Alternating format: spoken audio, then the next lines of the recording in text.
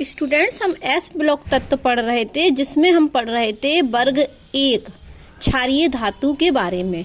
तो आज हम क्षारीय धातुओं के रासायनिक गुण पढ़ेंगे। तो जो क्षारीय धातु होती हैं वो बड़े आकार तथा कम आयनन ऊर्जा के कारण बहुत क्रियाशील होती हैं। तो क्षारीय धातु बहुत क्रियाशील होती हैं। कारण क्या है कि बड़े आकार और कम आयनन ऊर्जा की वजह से क्षारीय धातु बहुत अधिक क्रियाशील होती हैं। और इनकी जो क्रियाशीलता का क्रम है, ये है हमारी क्षारीय धातु। तो ऊपर से नीचे आने पर बढ़ता है। ये हमारी क्षारीय धातु है, lithium, sodium, potassium, rubidium, caesium.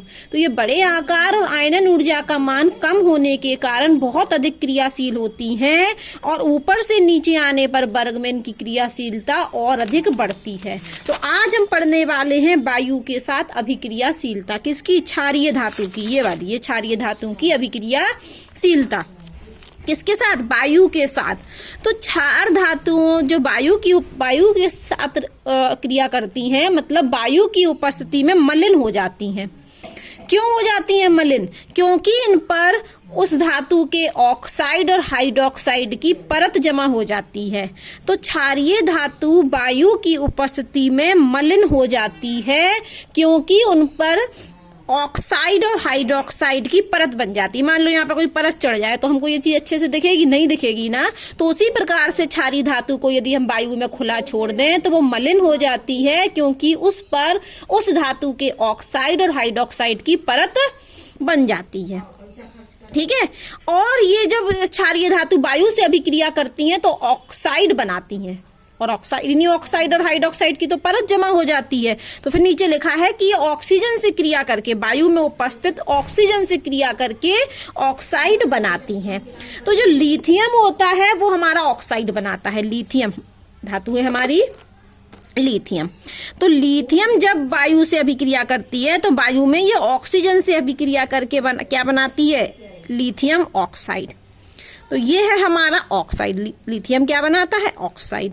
जबकि सोडियम वायु से अभिक्रिया करके ऑक्साइड नहीं बनाती है, पर ऑक्साइड बनाती है। ये दो ले लेते हैं तो ये क्या रहता है हमारा? पर ऑक्साइड। ये हमारी कितनी धातु है यहाँ पर? ये लिख देते हैं हम वर्ग। लिथियम, सोडियम, पोटेशियम, रूबिडियम और सीजियम। तो लिथियम क्या बनाती है? ऑक्साइड। सोडियम क्या बनाती है? पर ऑक्साइड। जब ये जो तीन धातु हैं जो बड़े आकार के कारण ये सुपर ऑक्साइड बनाती हैं, बड़े आकार के कारण इनका सुपर ऑक्साइड स्थायी होता है। तो अब हम लिखते हैं एम। और एम में एम के अंतर्गत कौन कौन आ रहा है? पोटेशियम, रूबिडियम और सीजियम। एम का मतलब है पोटेशियम, रूबिडियम और सीजियम। तो जब ये पोटेशियम, रूबिडियम और सीजियम वायु से की ऑक्सीजन से क्रिया करती हैं तो क्या बनाती हैं? Super oxide. Super oxide. ठीक है। तो जो क्षार धातुएं होती हैं ये वायु से अभिक्रिया करके ऑक्साइड बनाती हैं और वायु में खुला छोड़ने पर ये क्या हो जाती है? मलिन हो जाती है। क्यों? क्योंकि ये ऑक्साइड और हाइड्रोक्साइड की परत जमा हो जाती है। तो लिथियम कैसा ऑक्साइड बनाती है? लिथियम बनाती है ऑक्साइड। जबकि सोडियम क्या बनाता है? परऑक्साइड। और पोटेशियम, रूबिडियम और सीजियम क्या बनाती है? Super oxide. ये तीन। और इनके सुपर ऑक्साइड स्थायी होते हैं क्योंकि ये बड़े आकार के होते हैं। ऊपर से नीचे आने पर आकार बढ़ता है ना। तो यहाँ पर अब आप कहोगे कि मैडम ये ऑक्साइड है, ये पर ऑक्साइड, ये सुपर ऑक्साइड। तो आपको हम पहले भी पढ़ा चुके हैं कि जो ऑक्साइड होते हैं उस ऑक्साइड में ऑक्सीजन की, किसकी? ऑक्सीजन की ON कितनी होती है? -2। जबकि परऑक्साइड में ऑक्सीजन की ON होती है -1 और सुपर ऑक्साइड में ऑक्सीजन की ON ऑक्सीकरण अवस्था, ऑक्सीकरण नंबर कितना होता है? -1/2। ये अंतर होता है। ठीक है। तो ऑक्साइड में कितनी होती है ऑक्सीकरण अवस्था? -2, पर ऑक्साइड में -1 और सुपर ऑक्साइड में -1/2। और ये जो क्षार धातुओं की जो भी ऑक्साइड होते हैं तो इनमें क्षार धातु की ऑक्सीकरण संख्या प्लस बनी होती है। देखो यहाँ पर यदि ऑक्साइड बनाएगी तो ऑक्सीजन की -2 होगी। इसकी ऑक्सीकरण अवस्था कितनी है? -2। इस वाली ऑक्सीजन की ऑक्सीकरण अवस्था कितनी है? -1। इस ऑक्सीजन की ऑक्सीकरण अवस्था कितनी है? -1/2। क्यों? क्योंकि ये क्या बना रहा है, लिथियम का ऑक्साइड है, तो ऑक्सीजन की ऑक्सीकरण अवस्था कितनी होगी, -2। ये सुपर ऑक्साइड है तो ऑक्सीजन की कितनी होगी ऑक्सीकरण अवस्था, -1। ये सुपर ऑक्साइड है तो इसकी ऑक्सीजन की ऑक्सीकरण अवस्था कितनी होगी, -1/2। लेकिन जो ऑक्साइड होते हैं हमारे, ऑक्साइड हो या पर ऑक्साइड हो या सुपर ऑक्साइड हो, क्षार धातु की हमेशा +1 होती है। तो लिथियम की भी कितनी, +1, सोडियम की भी कितनी, +1, और यहाँ M मतलब पोटेशियम, रूबिडियम, सीजियम की भी क्या, +1। तो यहाँ नोट लगा दिया, इन सभी ऑक्साइड में क्षार धातु की ऑक्सीकरण अवस्था +1 होती है। ठीक है। अब एक पॉइंट और सुनिए कि ये जो हमारी क्षारीय धातु होती हैं ये बहुत क्रियाशील होती हैं वायु और जल के प्रति, क्योंकि यदि इन ऑक्साइड की अभिक्रिया हम जल से कराते हैं तो हमारे हाइड्रोक्साइड बन जाते हैं।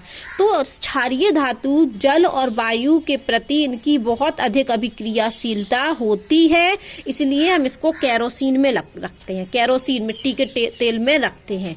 क्षार धातुओं को वायु एवं जल के प्रति उनकी अति सक्रियता के कारण केरोसिन में रखा जाता है। केरोसिन मतलब मिट्टी के तेल में रखा जाता है। तो आज हमने पढ़ा क्षारीय धातु की वायु से अभिक्रिया, जो क्या बनाती हैं, ऑक्साइड बनाती हैं। अब हम पढ़ने वाले हैं क्षारीय धातु की जल से अभिक्रिया। किससे अभिक्रिया, जल से अभिक्रिया। तो कोई भी क्षारीय धातु होगी, यदि हम उसकी अभिक्रिया जल से कराएंगे तो हमारा हाइड्रोक्साइड और हाइड्रोजन गैस बनती है। जब क्षारीय धातु की अभिक्रिया वायु से कराते तो क्या बनते हैं, ऑक्साइड। जब क्षारीय धातु की अभिक्रिया जल से कराते हैं तो हाइड्रोक्साइड और हाइड्रोजन गैस बनती है। तो यहाँ पर हम कोई भी अपना एक ले लेते हैं, धातु M ले लेते हैं। M मतलब कोई भी क्षारीय धातु, और इसकी अभिक्रिया हमने किससे करा दी, जल से। तो क्या बनने वाला है, ये हम लेते हैं 2 और ये भी लेते हैं 2, तो यहाँ तो बनने वाला है हाइड्रोक्साइड, तो MOH क्षारीय धातु का हाइड्रोक्साइड। ठीक है। और हाइड्रोजन गैस, तो ये बनते हैं 2। लेकिन किताब में इसको ऐसे भी लिख सकते हैं कि M2+ और ये हमारा नहीं, M2+ नहीं, ये तो एक संयोजी तो होता है, एक ही संयोजी इलेक्ट्रॉन होता है, तो M+, यहाँ 2 है, और ये OH-2 ऐसे भी लिख सकते हैं। तोड़ दिया हमने इसको M+ और OH- में, और 2 थे तो 2 M+ के आयन, 2 OH- के आयन। तो यहाँ कहने का अर्थ ये है कि क्षारीय धातु की अभिक्रिया जब हम जल से कराते हैं तो हाइड्रोक्साइड और हाइड्रोजन गैस बनती है। ठीक है। अब यहाँ हम आगे पढ़ते हैं डाई नाइट्रोजन से अभिक्रिया, मतलब हाइड्रोजन से अभिक्रिया किसकी, क्षारीय धातु की।